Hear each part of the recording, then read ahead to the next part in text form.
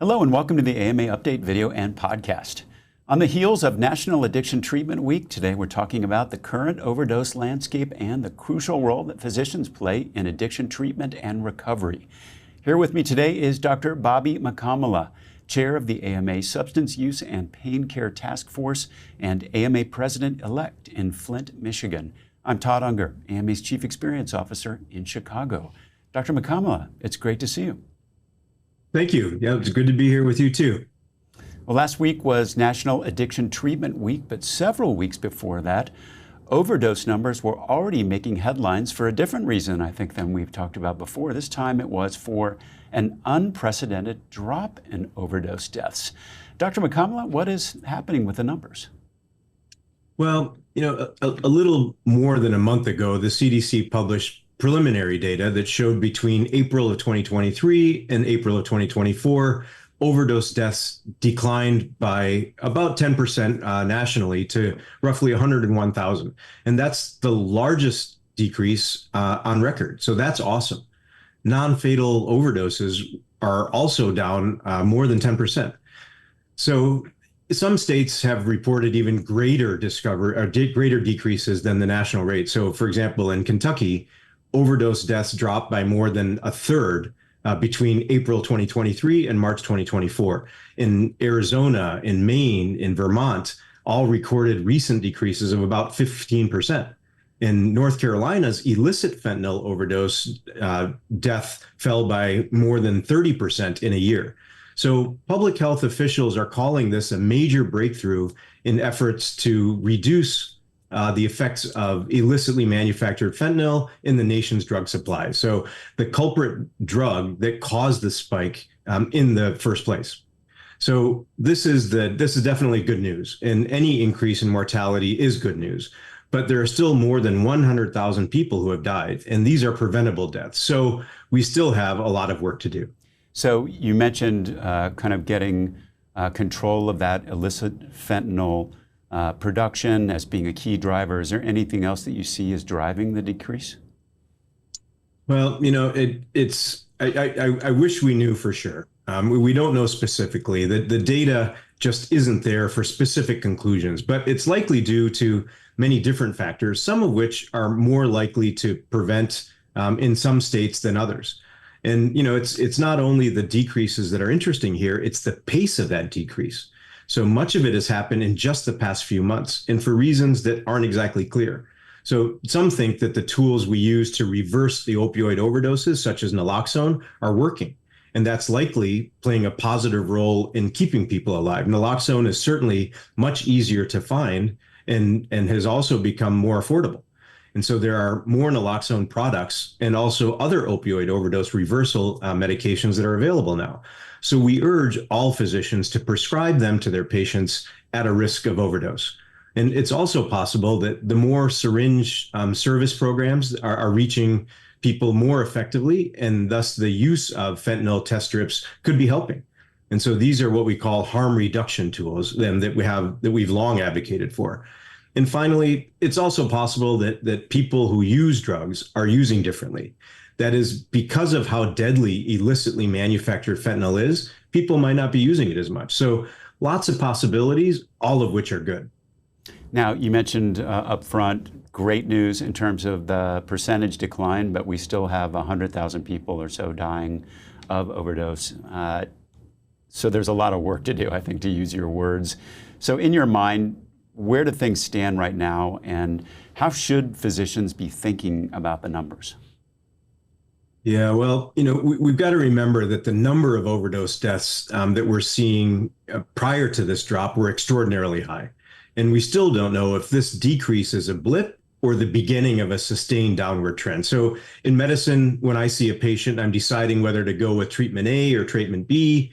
I don't do both at the same time, because if the patient gets better, well, that's wonderful. I won't know which helped. And so even if the numbers are trending in the right direction, this is still a huge problem, and too many people are dying. And it's also a problem that we don't know why, right? So it's great that fewer people are dying, but without knowing why, it's hard to separate what's working from what's not and advocate for a particular solution.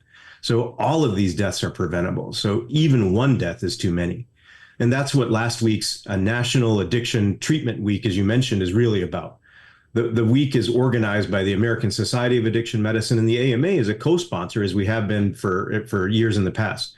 So every year that week serves as a reminder that addiction is a treatable chronic disease, not a moral failing, right? It's a welcome change in the mindset about how we think about people with a substance use issue. Everyone can play an impactful role in saving lives and communities affected by addiction if we think about it that way. What do you see as the physician's kind of specific role in helping to end this pandemic and hopefully turn this into a trend? Yeah, so physicians' expertise and compassion are pivotal in spreading awareness that recovery is possible. So the AMA has worked to help remove barriers to care for patients with opioid use disorder, including making it easier for physicians to prescribe buprenorphine to treat patients. So buprenorphine helps control the cravings, and it's a critical part to helping individuals lead normal lives. So what we need is for more physicians to screen for opioid use disorder and to prescribe buprenorphine when needed. Primary care and other specialties treat many chronic diseases, and opioid use disorder needs to be part of that instead of being thought of as some type of parallel condition. So even with these falling numbers, the stigma still exists, and the medical community has to be a leader in removing that stigma. And fear of being judged or shamed can keep people from seeking care or treatment in the first place. And so it's also important to have them accessing harm reduction tools that we have available. So judging our patients doesn't help their disease. And it shouldn't be part of any medical practice, that judgment. We need to understand that patients with a substance use disorder have a chronic disease. And the AMA and the nation's medical societies continue to emphasize the need to treat patients with addiction with care and compassion. And we've made progress, but we know there's much more work to be done. And reducing stigma will save lives. That's an excellent point. Unfortunately, stigma is not the only barrier here. There are other barriers that can make it really difficult for people to get the treatment that they need. What are some of the other barriers that really need to be addressed? Yeah, so let's talk about three of the biggest barriers. So health insurance companies that deny and delay care, pharmacy chains that don't stock life-saving medications, and policies that punish pregnant people for having a substance use disorder. One of the biggest health insurance company barriers that physicians are all too familiar with is prior authorization. So health plans make physicians spend hours on paperwork and phone calls to justify proven evidence-based treatment for opioid use disorder. If a patient with a substance use disorder is forced to wait for care, that patient's going to likely suffer intense and painful withdrawal symptoms. They might return to using illicit substances and overdose and die, all because of these insurance company hurdles. I mean, it's bad enough to have prior authorization, create delays in treating patients with cancer, but to have a patient that's finally gotten to the point in their mind that they acknowledge and are ready to seek treatment for their substance use disorder, but then run into a wall of prior authorization, it's just inexcusable. Second, for opioid use disorder, buprenorphine is generally considered the gold standard of treatment. But more than 40% of pharmacies don't even stock this medication, right? The gold standard, and 40% don't stock it. The stigma of not wanting those patients in the pharmacy likely plays a big factor. And there's still many states that have laws essentially criminalizing addiction when a person is pregnant. And so what happens is that rather than doing everything possible to get a pregnant person into treatment so their pregnancy can be safely and effectively managed, state laws subject pregnant people to intrusive investigations that actually scare them away from seeking care. So rather than improve care, these punitive laws make it worse for the pregnant person, the fetus, the newborn, and other family members. So the AMA wants to encourage pregnant people who use substances to seek care without fear. And that's going to take changing state laws in many cases. So you mentioned really a kind of a triple set there of obstacles, starting with one of the things we talk a lot about on this program, and that is prior authorization, but also having the drug in stock so people can access this, and then a web of laws, so to speak, that make those barriers even more difficult. Right in kind of the sweet spot of AMA's activities, can you tell us a little bit more about what the AMA is doing on those fronts? Sure. Yeah. So, and we're doing a lot. So the AMA advocacy team is actively working to overcome many of these barriers and has been for some time. So on the barriers I mentioned above, the AMA is working closely with departments of insurance and state medical societies to remove prior authorization for medications for opioid use disorders.